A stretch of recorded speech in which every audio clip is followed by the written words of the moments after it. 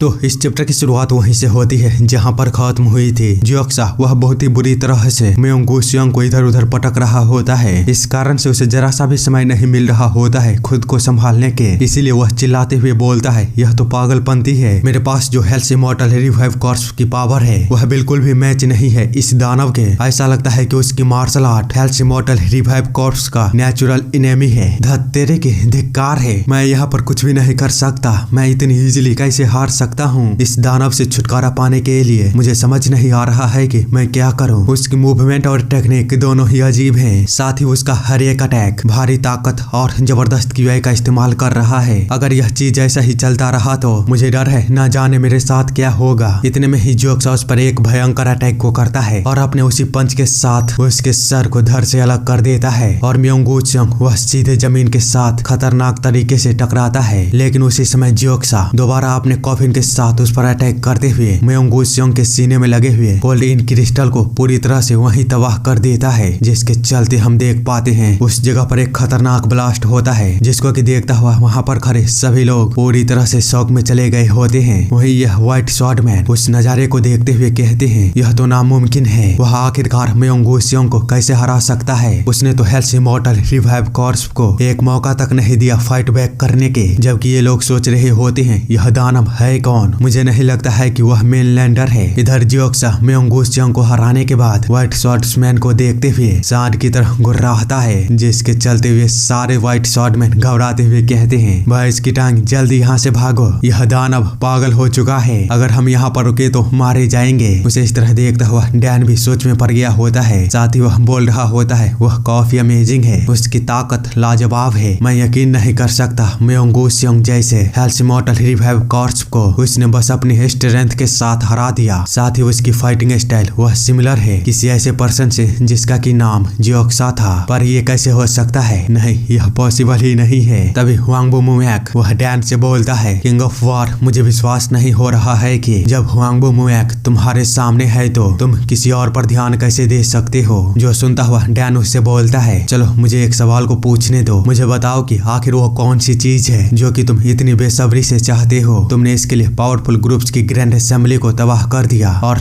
Iron martial association को disband करने की कोशिश की, यहाँ तक कि तुमने 72 वॉरियरों को भी मारा। तो हुआंगबुक ने उसे अपनी ओर बुलाते हुए कहता है, बस 15 मिनट, मैं तुमको इसके बारे में 15 मिनट में बताऊंगा। इसी के साथ वह जैसे ही अपनी उंगलियों को हिलाता है तो डैन सीधे ही उड़ता हुआ सीधे उसके पास जाने लगता है, जिसके चलते वह बोलता है, यह टेक्निक तो सिमिलर है अंडरग्राउंड प्रिजन में बंद ओरिजिनल हुआंगबो मुएक के द्वारा इस्तेमाल की जाने वाली टेक्निक से। तभी हुआंगबो मुएक उसके गर्दन को पकड़ते हुए कहता है, 15 मिनट में जब तुम मेरे सामने घुटने टेकोगे तो तब मैं तुम्हें बताऊंगा इसके बारे में कि मेरे एम्बिशियस प्लान वह क्या है। इतना बोलते हुए वह काफी ही जोरदार पंच डैन को मारने ही वाला होता है, लेकिन तभी डैन उससे बोलता है, ओह अच्छा। जो सुनता हुआ हुआंगबो मुएक वह कुछ भी नहीं समझ पाता। तो डैन उसे बताता है, मुझे यकीन है तुम्हें पहले से ही पता होगा उन परिणामों के बारे में जब तुम हेवनली आर्टिलरी जनरल के साथ क्लोज फाइट करोगे तो, लेकिन इन सब के बावजूद भी अगर तुमने मुझे पकड़ने की हिम्मत की है तो मुझे लगता है तुम अपने स्किल पर बहुत ही ज्यादा कॉन्फिडेंट हो। हुआंगबो मुएक जिसको कि सुनता हुआ कुछ सोच पाता, उसी समय डैन उसके हाथों को पकड़ते हुए अपना अटैक करता है। हेवनली आर्टिलरी जनरल का फोर्स 10 फिंगर ऑफ डिस्ट्रक्शन, इस कारण से उसके हाथ पूरी तरह से गुब्बारे की तरह फूलना शुरू हो गया होता है और डैन उसके हाथों से फ्री हो जाता है। जिसके बाद वह दोबारा उस पर अटैक करते हुए कहता है, चलो अब इस बोरिंग फाइट को खत्म करते हैं। इतना बोलते हुए वह अपना दूसरा अटैक करता है हुआंगबो मुएक पर। हेवनली आर्टिलरी जनरल का force secret technique thunder strike, और इसी के साथ हम देखते हैं हुआंगबो मुएक की पूरी बॉडी वह तबाह हो चुकी होती है। पर आप लोगों को क्या लगता है, क्या इस बार हुआंगबो मुएक मरेगा या फिर और कोई दूसरा ट्विस्ट आने वाला है। मानता हूँ कि यह स्टोरी थोड़ा सा स्लो है, लेकिन तुम लोगों को यह एडमिट तो करना ही पड़ेगा कि साथ ही यह स्टोरी अमेजिंग भी है। इसीलिए कमेंट करके जल्दी बताओ अगले एपिसोड में क्या होने वाला है। देरी मत करो और जल्दी लिखो, मजा आएगा। बाकी मिलते हैं अगले वीडियो में किसी और बेहतरीन स्टोरी के साथ।